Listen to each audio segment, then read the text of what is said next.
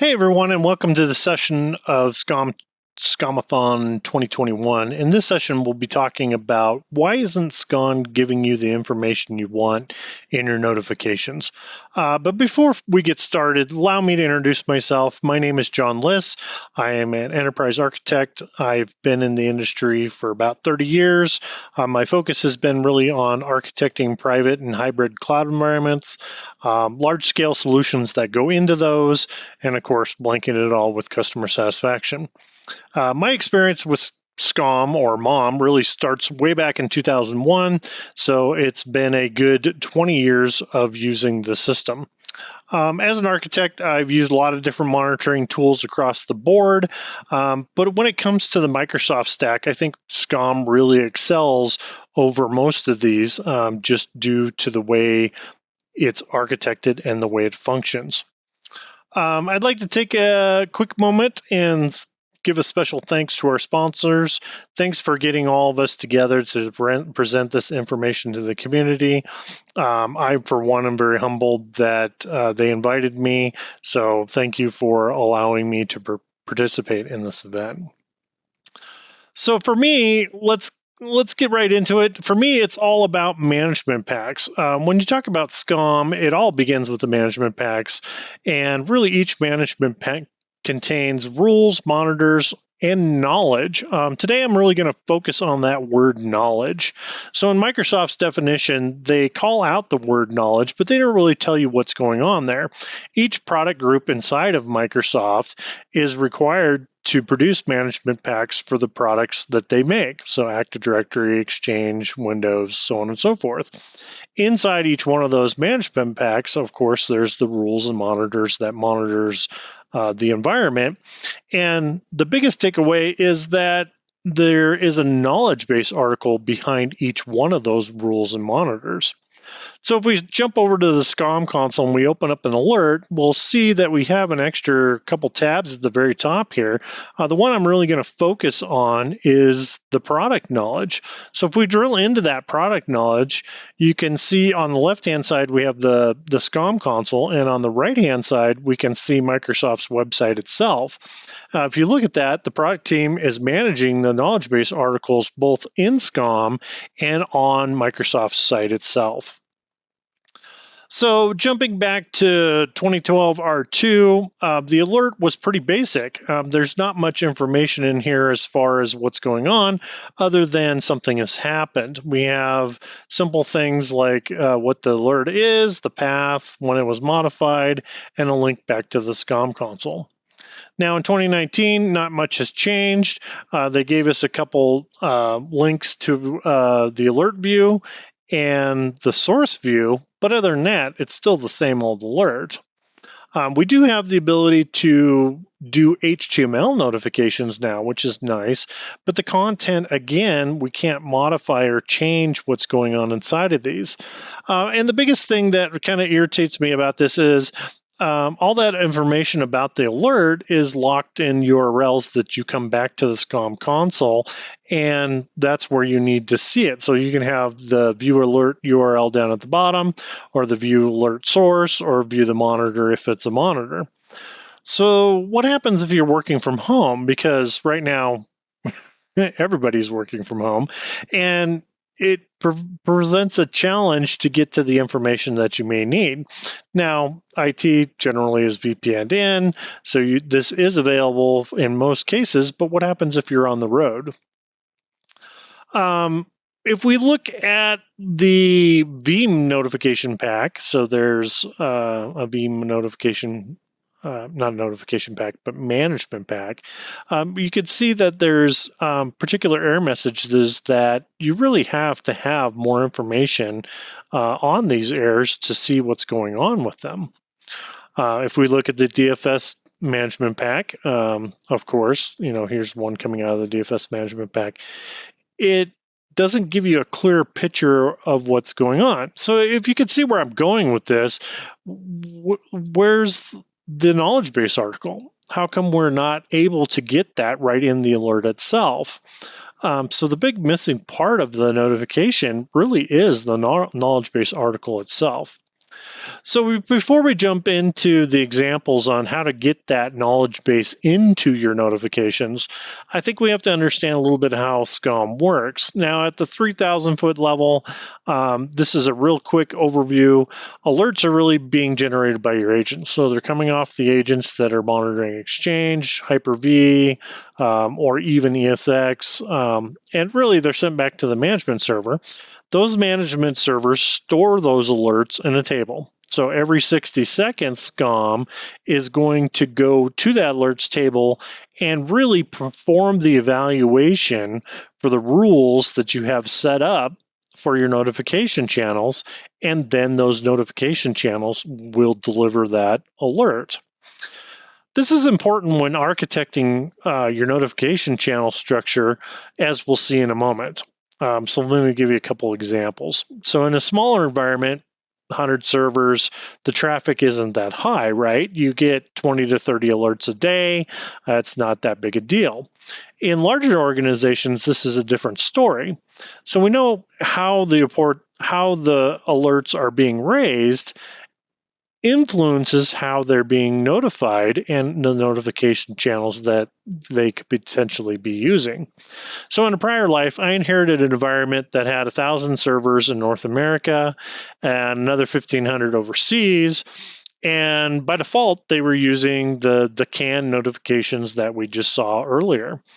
The environment was generating anywhere from 200 to 700 alerts per hour. And we did a case study. We sat down and we said, okay, well, let's look at the older help desk tickets that didn't have the knowledge base attached to them. Look at the times it took for those help desk tickets to be closed, and then we compared it against the new alerts that were being generated with the knowledge base attached. And surprised, we found that there was a 20% decrease in time to resolution. So it was very interesting to see the impact on the company. So I think it's very important to get that knowledge base article, that information to the engineer that's working the problem so he can have more information at his fingertips and really get more leverage out of the platform that is SCOM. So I'm going to talk about 3 different ways. I got 2 examples here to show you how to do this. The first is really PowerShell. So it uses the command channel, it launches a PowerShell, and you can reach into SCOM using the PowerShell to pull those knowledge base articles out. The other one's a third-party product. And then, of course, there's always the SDK that you can build your own C# applications and do things that way to talk directly to SCOM. So we'll talk about the first 2. The coding one we won't go into, but I wanted to make you aware that SCOM does have a software development kit and that you can leverage that. So one of the biggest dangers of using the command channels or the notification channels, really, there's 4 of them. You can send one by email, which is 99% of everybody out there that does it. There are a few that use instant messenger or texting. And then there's the command channel. So the command channel in its heart really is going through that evaluation cycle. So the alerts come in, it's looking at what needs to be delivered down a command channel, but it does have a limitation. So out of the box, SCOM only supports 5 executables being run at once in the command channel. Now, what happens when we get 100 alerts that hit the command channel and it goes to process those? Well, by default, out of the box, SCOM will process 5 of those, and then it'll toss this error. It'll say it can't continue because the maximum number of asynchronous responses has already been reached. Well, what does that mean in layman's terms? It literally means the first 5 were processed and 95 were thrown away. So be very aware of this limitation in the command channel. Out of the box, it only supports 5. So the good news is that there is a registry key to override that, so we can increase that. It's asynchronous process limit, so we can run more command.exes when SCOM goes to check and see what alerts need to be sent down those notification channels. Of course, there's always the bad news aside of this. When we launch the PowerShell process, it's going to load all the SCOM commandlets that are associated with it. And depending on the server, it's 200 to 300 megs per process. Well, if you set that process limit to 64 times 300, you better have some serious memory in that box. Otherwise, you're going to run out of RAM. So it definitely can drop a management server to its knees. Now, depending on what the PowerShell is doing, obviously that also can impact CPU. So, can we use the command channel? The answer here, it depends. I tend to shy away from the command channel just because it has to be a lightning quick process that runs, and SCOM will protect itself from CPU and memory by the 64 limit. So in smaller environments, yes, I've done SCOM deployments where we've done command channels and it works perfectly fine. As the enterprise grows, or larger enterprises, you have to be really careful and know how many process or how many alerts are turning into that command channel to be delivered. So keep an eye on it and keep your ear to the ground looking for when that alert happens to say SCOM has thrown away some of those notifications. So there's really two solutions that we're going to look at. One is a free PowerShell script, and the other one is a product that I built specifically to address this problem. It's called Enhanced Notification Service for SCOM. So the first one is the script. It's put out by Monitoring Guys. You can see the various different versions that it supports there. It does use the command channel, so it does have all those limitations that the command channel does have, but it was very simple to set up. The README contains really good information. They even have a little snippet in there for PowerShell to increase that asynchronous process registry key to get it up and running. But again, I would recommend this for smaller environments, not for larger environments. Enhanced Notification Service for SCOM. This is a Windows service that uses the SMTP channel to receive notifications from SCOM. As far as I know and aware of, there is no limitations on the service. It will literally grind on as many notifications as you can send to it. The biggest takeaway from this slide really is the service itself and the customizable email templates. So in the prior version, the email templates kind of baked into the code. Sure, you can make multiple copies of that PowerShell script and do whatever you want, but this allows you to have email templates themselves.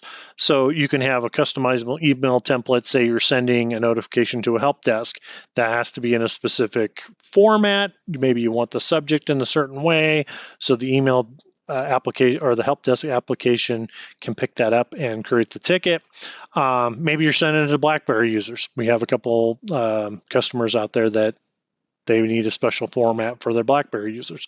Maybe it's sent to a team that you don't necessarily need all that information inside the notification. Maybe you just want to give them the knowledge base article and the alert. Maybe don't care about all the rest of the stuff. Maybe you have the flip of that where you have a SQL team that really wants to know, how do I fix that missing spin? So there's a lot of different things that you can do, and you really customize it by creating notification channels that are targeting those users and getting that information into their hands. So real quick demo, we're going to compare contrast the two different outputs from those. One is going to be the PowerShell, which will open up now, and the other one will be the enhanced notification service. So this is the PowerShell script that ran through the command channel. You can see it's got the basic information about the alert. You can do your company wiki, back to the SCOM console. They have some, I assume this is kind of SCOM admin type information. Maybe it's for the end users itself. You get a little bit of the alert context, but most importantly, you get the knowledge base article. So right there in that help desk ticket that just came in, here's everything that SCOM knew about this particular alert, and potentially, if it does have a resolution, it will give them steps to resolve that issue. Enhanced notification service is very much similar to what we just saw. It's an HTML email. It has the basic information that we saw above. In this particular case, we get 100% of the alert context. So we are pulling out DNS resolutions times for this web monitor. We can see the response headers, the full response body, which is huge, and certificate information, DNS information, everything about the alert itself. We also have where it came out of, so the management pack that was running this particular instance, as well as the company knowledge base article. So if you have anything company-wise inside of SCOM, it'll pull that.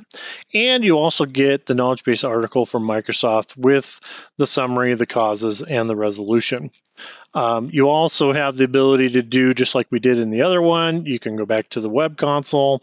If you have an internal wiki, you can customize these wiki URLs to go to specific wiki sites that you may manage. Depends on if you manage it in SCOM versus a wiki site. Quick links to Bing and Google. Another link to System Core. So System Core is a website that really breaks down SCOM management packs, shows you everything under the covers of what the monitors are and what they do, all the rules and monitors. It shows you where this alert originally came from. So it's the management server that sent this alert and the notification channel with its name. This is really nice because as a SCOM admin, it's really sometimes kind of a pain to figure out which notification channel did what. And all the subscribers that were listed on there. So if you had multiple subscribers on here or an email distribution list, it'll show you exactly who it was sent to. And we also get the alert history.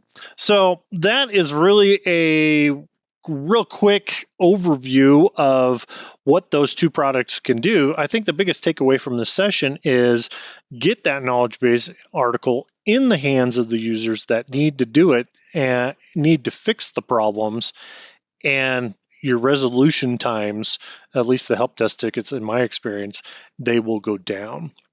So I'd like to thank everyone for joining this session, and I look forward to talking to all of you in the Q&A.